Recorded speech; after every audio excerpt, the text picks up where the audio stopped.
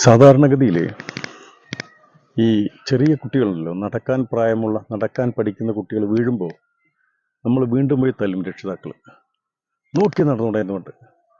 അതുപോലെ വീഴുമ്പോൾ അതിനെ സംബന്ധിച്ച് വീണ്ടും കുറ്റപ്പെടുത്തുകയാണെന്ന് തെറ്റിദ്ധരിച്ചാലും പ്രശ്നമില്ല. എനിക്ക് പറയാനുള്ളത്, ഇപ്പം മോങ്ങിയിട്ട് കാര്യമില്ല. ഭരണപക്ഷവും പ്രതിപക്ഷവും അതുപോലെ മറ്റ് സാമൂഹ്യ പരിഷ്കർത്താക്കളെന്ന് പേര് പിടിക്കുന്ന എല്ലാവരും ഇപ്പം മോങ്ങിയിട്ട് കാര്യമില്ല. മോങ്ങേണ്ടത് NDPS, നമ്മുടെ ഗൂഗിൾ പറഞ്ഞ പ്രകാരം NDPS ആക്ട് കേസുകൾ 2016 1924 നിന്ന് 2022 300% വർദ്ധിച്ചപ്പോൾ, അതുപോലെ എക്സൈസ് കണക്ക് പ്രകാരം 2021 3922 കേസിൽ നിന്ന് 2022 ആകുമ്പോഴേക്ക് 6116 കേസ് വർദ്ധിക്കുമ്പോൾ 55% വർദ്ധിക്കുമ്പോൾ അന്ന് ശ്രദ്ധിച്ചിരുന്നെങ്കിൽ ഇന്ന് മോങ്ങേണ്ടി വരില്ല. പ്രിയപ്പെട്ടവരെ, എനിക്ക് പറയാനുള്ളത് ഇത് അലംഭാവമാണെന്നാണ്. ഈ വിഷയത്തിൽ ഒരുപാട് സംസാരിച്ചിട്ടുള്ള ഒരാളെന്ന നിലയ്ക്ക് എനിക്ക് പറയാനുള്ള ഉത്തരവാദിത്വമുണ്ട്.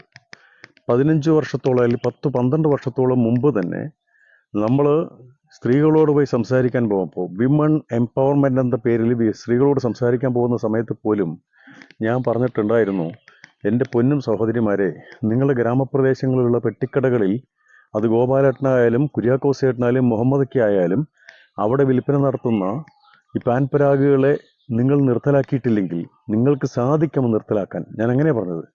നിങ്ങൾ ഒറ്റയ്ക്ക് പോണ്ട, നിങ്ങൾ കുടുംബശ്രീകളിലെ ആളുകൾ എല്ലാവരും കൂടിയിട്ട് 10-18 ആളുകളുണ്ടല്ലോ, അവരെല്ലാവരും കൂടി പോയിട്ട് നിങ്ങൾ അതിൻ്റെ മുൻവശത്തൊരു ബാനറും പിടിച്ച് ഈ കടയിൽ വിഷം വിൽക്കുന്നുണ്ട്, ഇത് നിർത്തലാക്കുക, പുതിയ തലമുറയെ നശിപ്പിക്കുന്നതാണെന്നുള്ള രീതിയിലേക്ക് സമരം ചെയ്തിട്ടില്ല എങ്കിൽ ഈ പാൻപരാഗ് വിറ്റ കടകളിലെല്ലാം നാളെ വിൽക്കാൻ പോണത് കഞ്ചാവായിരിക്കുമെന്ന് ഞാൻ 10-12 വർഷം മുമ്പ് തന്നെ എൻ്റെ പ്രിയപ്പെട്ട സഹോദരിമാരോട് സംസാരിച്ച ആളാണ്. നിങ്ങളിത് മനസ്സിലാക്കേണ്ടത്, ഇത് തികച്ചും അലംഭാവമാണ്. കഴിഞ്ഞ 2 വർഷം മുമ്പ് ബഹുമാനപ്പെട്ട മുഖ്യമന്ത്രിയെ, ഇപ്പം പറഞ്ഞപ്പോൾ ഞാൻ പറഞ്ഞു, ബഹുമാനപ്പെട്ട മുഖ്യമന്ത്രിയെ മാത്രം കുറ്റപ്പെടുത്തിയിട്ട് പ്രതിപക്ഷത്തിന് യാതൊരു ആവശ്യമില്ല. ഇത് ഇന്നലെ തുടങ്ങിയതൊന്നുമല്ല. 5-3 വർഷമായിട്ടുള്ളൂ ഈ ഭരണം തുടങ്ങിയിട്ട്. അതിന് മുമ്പ് തന്നെ കേരളത്തിൽ ഇതിൻ്റെ വ്യാപനം നടന്നിട്ടുണ്ട്. പറഞ്ഞതിൽ കൂടെ ചേർത്ത് പറയട്ടെ, ഇതൊരു രാഷ്ട്രീയ ദൗത്യം കൂടിയാണെന്ന് എൻ്റെ ഒരു ബലമായ സംശയം. ചിലരുടെയെങ്കിലും ഈ കേരളത്തിൻ്റെ സുവർണ ഭൂമിയെ നശിപ്പിക്കാൻ വേണ്ടിയിട്ട് ഒരു വിഭാഗം രാഷ്ട്രീയ ശക്തികളുടെ കുൽസിത ശക്തികളുടെ ഇടപെടലാണെന്ന് കൂടി ഞാൻ സംശയിക്കുന്നു എന്ന് പറഞ്ഞു വെക്കുന്നത് വേണമെങ്കിൽ അന്വേഷിച്ചാൽ മതി.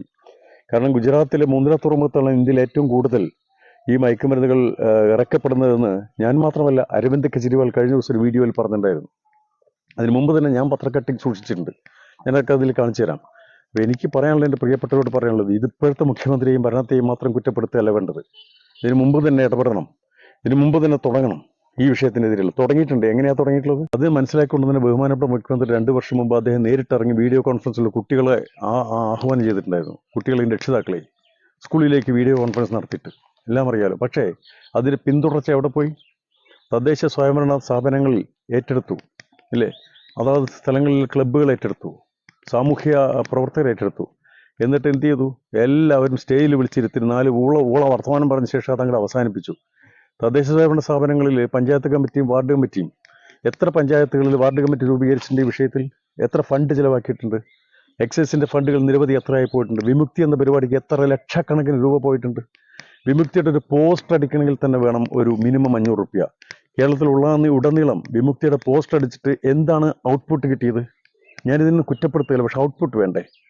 ഔട്ട്പുട്ട് ഇല്ലാതെ നമ്മളിങ്ങനെ പ്രഹസനം പോലെ ഈ വിഷയത്തെ കൊണ്ടു നടന്നാൽ മതിയോ? അതിൻ്റെ ഫലം തന്നെയാണിത്. അതിൻ്റെ ഫലം തന്നെ കഴിഞ്ഞ ഈ പറഞ്ഞ പോലെ നേരത്തെ ബഹുമാനപ്പെട്ട മുഖ്യമന്ത്രിയുടെ നേതൃത്വത്തിലുള്ള ഇതിനെതിരെയുള്ള പ്രതിരോധ പ്രവർത്തനങ്ങൾ തുടങ്ങി വെച്ചു. പഞ്ചായത്ത് കമ്മിറ്റികൾ, എന്നെ ഒരു പഞ്ചായത്ത് കമ്മിറ്റിയിൽ വിളിച്ചാണ്, വിളിച്ചത് മാത്രമേ ഉള്ളൂ. പിന്നീട് വാർഡ് കമ്മിറ്റികൾ നടത്തിയിട്ടില്ല. അപ്പോൾ അതുകൊണ്ട് അത് തുടർച്ചയായ നടപടി ഉണ്ടായിട്ടില്ല. ആർക്കും അതിൻ്റെ സീരിയസ്നെസ് മനസ്സിലായിട്ടില്ല.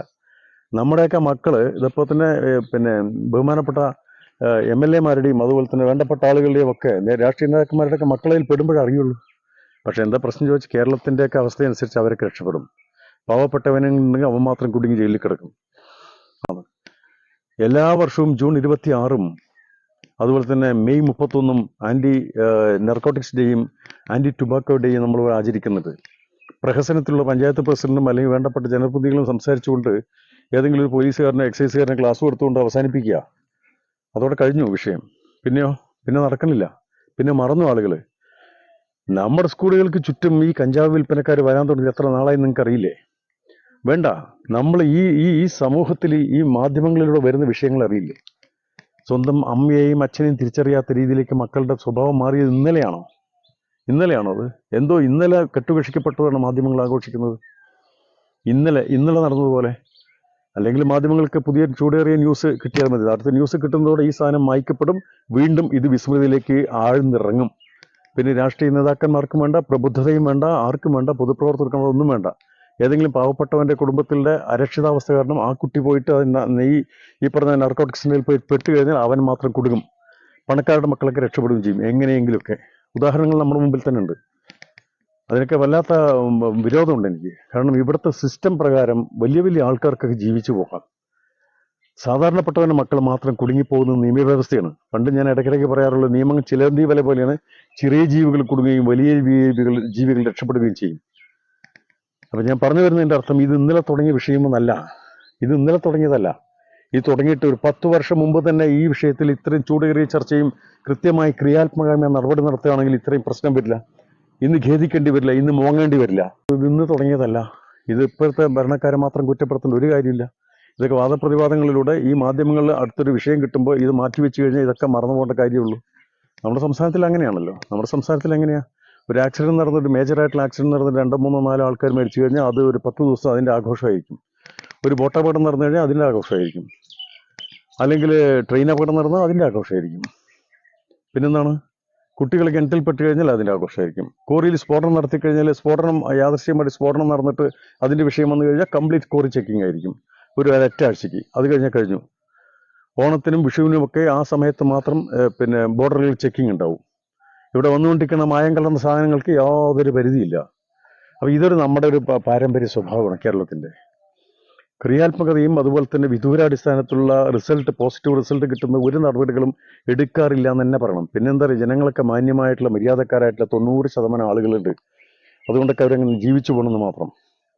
ഇന്നോ ഒന്നും വേണ്ട. റോജാപ്പാക്കളിൽ നിന്ന് പാസ്പാസിൽ നിന്ന് പാൻപരാഗും ഹാൻസിലേക്കും മാറി.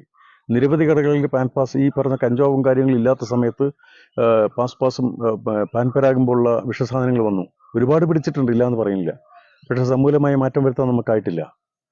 അത് നിയമങ്ങളിൽ ആ സമയത്ത് തന്നെ കർശനമായ നടപടി. 5000 രൂപ ഫൈൻ എടുത്തുകൊണ്ട് എന്താ പ്രശ്നം? 5 രൂപയുടെ പാക്കറ്റിന് 50 രൂപയ്ക്ക് വിറ്റുന്ന പാൻപരാഗുകാരൻ വീണ്ടും വിൽപ്പന നടത്തും. അവൻ സമൂലമായ രീതിയിലേക്ക് മാറ്റം വരുത്താനുള്ള സംവിധാനം ചെയ്തിട്ടില്ല. പിന്നീട് അത് ഗുളികളെ, ഭ്രാന്തിനൊക്കെ ചികിത്സിക്കുന്ന ഗുളികകൾ, നൈട്രസപ്പാം പോലുള്ള ഗുളികളായി. കൊക്കൈനും മോർഫൈനും അതുപോലെ തന്നെ ഡെർണൈനും പോലുള്ള സാധനങ്ങൾ ധാരാളം വരാൻ തുടങ്ങി. അങ്ങനെ നിരവധിയായിട്ടുള്ള ബുപ്രിനോർഫിൻ ഗുളിക, അങ്ങനെ നിരവധിയായിട്ടുള്ള സാധനങ്ങൾ നമ്മുടെ സമൂഹത്തിൽ ഇവിടെ വ്യാപകമായി കിട്ടിത്തുടങ്ങി. അതിൻ്റെയൊക്കെ അവസാനമാണ് ഇപ്പോൾ വന്നിട്ടുള്ള ഈ MDMA, മെഥൈലിൻ ഡയോക്സി മെഥാഫിറ്റമിൻ എന്ന രാസവസ്തു, ലൈസർജിക് ആസിഡ് തലാമൈഡ് എന്ന LSD എന്ന സ്റ്റാമ്പ് പോലുള്ള സാധനങ്ങൾ. ഇത് രണ്ടും നമ്മുടെ സമൂഹത്തിൽ ഇന്ന് ഇതൊക്കെ തുടങ്ങുന്ന കാലത്ത് നമ്മൾ സൂചിപ്പിച്ചതാണ്. അതൊക്കെ ഞാൻ ആരുമല്ല. പല സ്ഥലങ്ങളിൽ നിങ്ങൾ സംസാരിക്കാൻ വിളിക്കുന്ന എന്നെ വിശ്വാസമുള്ളവർ വിളിക്കാറുണ്ട്. അതിൻ്റെ അടിസ്ഥാനത്തിൽ പറയാറുണ്ട്. അന്ന് സംസാരിച്ചതാ. ഇത് കൂടിക്കൂടി വരും. കാരണം ഇത് കൈകാര്യം ചെയ്യാൻ എളുപ്പമാണ്. അതുപോലെ ലഹരിയും കൂടുതലാണ്. 1 ഗ്രാമിന് 2000, 3000 കിട്ടുമ്പോൾ അതെങ്ങനെ വേണം സൂക്ഷിച്ച് വെക്കാം. 5 ഗ്രാം ഉണ്ടെങ്കിൽ, 50 ഗ്രാം ഉണ്ടെങ്കിൽ ആലോചിച്ച് നോക്ക്. 100 ഗ്രാം ഉണ്ടെങ്കിൽ എത്ര രൂപ കിട്ടും ആലോചിച്ച് നോക്കൂ നിങ്ങൾ. 1 കിലോ ഉണ്ടെങ്കിൽ. അപ്പോൾ ഇത്രയും ഈ മില്ലിഗ്രാമിന് പോലും ഇതിൻ്റെ വില കൂടുതലിരിക്കുക.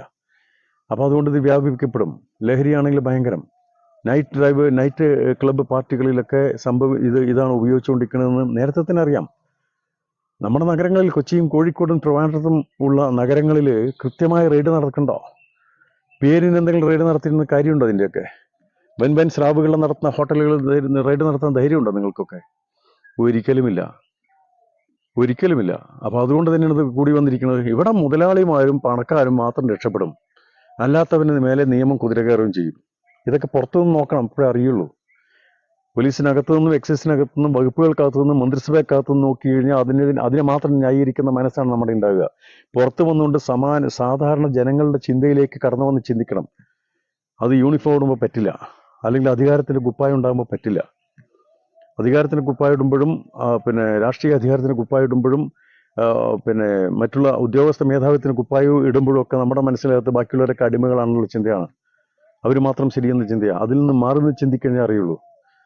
അപ്പോൾ ആ വിഷയം ഇത് പിന്നീട് ഇപ്പോൾ MDMAയും ഈ പറഞ്ഞ LSD സ്റ്റാമ്പ് പോലുള്ള സാധനങ്ങളും വളരെ വ്യാപകമായിട്ട് നമ്മുടെ സമൂഹത്തിൽ വ്യാപരിച്ച് കഴിഞ്ഞിരിക്കണം. ഇനി അത് നിർത്താൻ പറ്റും. എനിക്ക് വിശ്വാസം നിർത്താൻ പറ്റുന്നത്. ആണത്തുള്ള ഓഫീസർമാരും ആണത്തുള്ള രാഷ്ട്രീയ നേതൃത്വം ഉണ്ടെങ്കിൽ തീർച്ചയായിട്ടും നിർത്താൻ പറ്റും. ഇത് വ്യാപകമാക്കപ്പെട്ട് കഴിഞ്ഞു. ഇനിയും വൈകിയാൽ കേരളം കഴിഞ്ഞ 10 വർഷം മുമ്പിലത്തെ പഞ്ചാബ് പോലെയാവും സംശയം വേണ്ട.